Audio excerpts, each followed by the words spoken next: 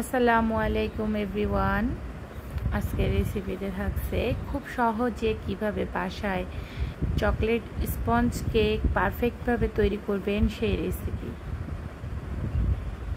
আপনারা যদি এই রেসিপি ফলো করে কেক মেকিং করে থাকেন তাহলে অবশ্যই আপনাদের কেকটাও পারফেক্ট হবে। তবে অবশ্যই মেজারমেন্ট ফলো করে রেসিপিটি ট্রাই করবেন।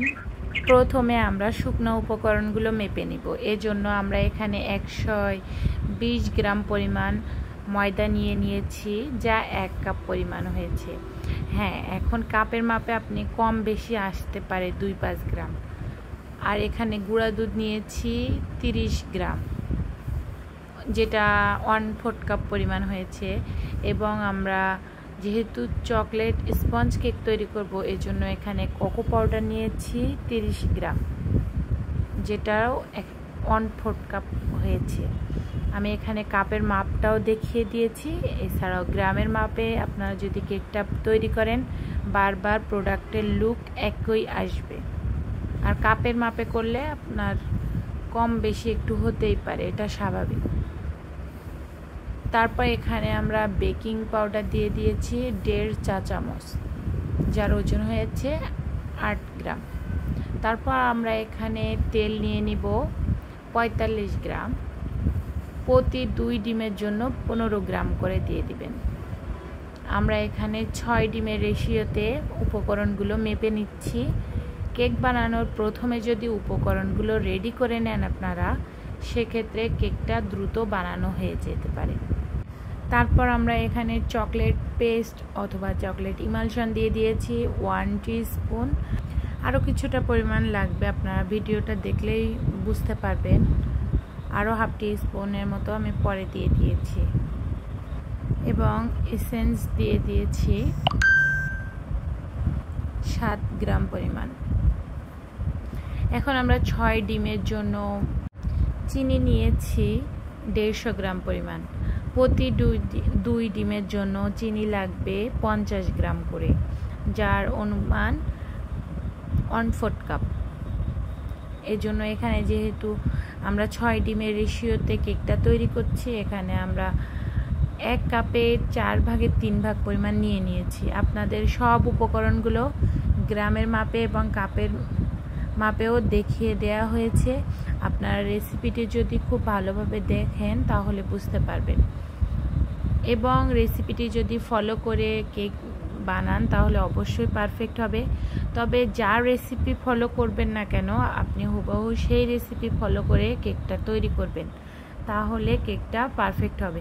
একজনের রেসিপির থেকে ডিম, একজনের রেসিপির থেকে চিনি, একজনের রেসিপির থেকে ময়দা নিয়ে আপনি যদি কেকটা তৈরি করেন, আপনার কেকটা পারফেক্ট হবে না। আপনার প্রোডাক্ট নষ্ট হওয়ার সম্ভাবনা থাকতে পারে। আমরা 6 ডিম প্রথমে কিছুটা সময় বিট করে নিয়েছি। তারপর ধাপে ধাপে চিনি অ্যাড করব। চিনিটা ততক্ষণ পর্যন্ত অ্যাড করব যতক্ষণ না পর্যন্ত চিনিটা গলে গলে যায়। যখন চিনিটা প্রপারলি গলে যাবে এবং ডিমের এই মিশ্রণটা একটু ঘন হয়ে আসবে, ফোমি হয়ে আসবে, যখন দেখবেন যে এটা দিয়ে সংখ্যা লেখা যাচ্ছে কিন্তু মুছে যাচ্ছে না সাথে সাথে, তখন বুঝবেন যে ফোমটা রেডি হয়ে গিয়েছে। হ্যাঁ, এখানে কথা আছে, আপনারা যদি ডিমটা ভাঙার সময় যদি কুসুমটা ভেঙে যায়, সেক্ষেত্রে একসাথে বিট করেও আপনারা স্পঞ্জ কেক রেডি করতে পারবেন। তবে যারা নতুন আছেন তারা অবশ্যই ডিমের কুসুমটাকে আলাদা করে নিয়ে তারপর ডিমের সাদা অংশটা আলাদাভাবে ফোম করে নেবেন। সেক্ষেত্রে আপনাদের কেকটা পারফেক্ট হবে। তবে যারা কেক বানাতে বানাতে অভিজ্ঞ হয়ে গিয়েছেন তাদের ডিমের সাদা অংশটা আলাদা না করে নিলেও কেকটা পারফেক্টভাবে করতে পারবেন। এছাড়াও বিভিন্ন টিপস অ্যান্ড ট্রিক্স আছে ভিডিওতে, আপনারা চাইলে ভিডিওটি শেষ পর্যন্ত দেখতে পারেন। ভিডিওটি যদি ভালো লাগে অবশ্যই চ্যানেলটি সাবস্ক্রাইব করবেন, ফ্রেন্ডস এবং ফ্যামিলির সাথে শেয়ার করবেন। যখন আমাদের ডিমের ফোমটা রেডি হয়ে গিয়েছিল তখন আমরা লাস্টে তেলটা অ্যাড করে দিয়েছি। অ্যাড করার পরে আমরা বেশি বিট করব না, জাস্ট একটু ঘুরিয়ে মিশিয়ে নিব বিটার দিয়ে। তারপর আমরা শুকনো উপকরণগুলো আলতোভাবে মিশিয়ে নিব।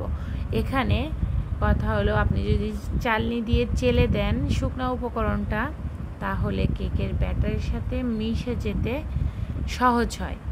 আর যদি আপনি চালনি দিয়ে না চেলে নেন, সেক্ষেত্রে কেকের ব্যাটারের সাথে মিশতে একটু সময় লাগে,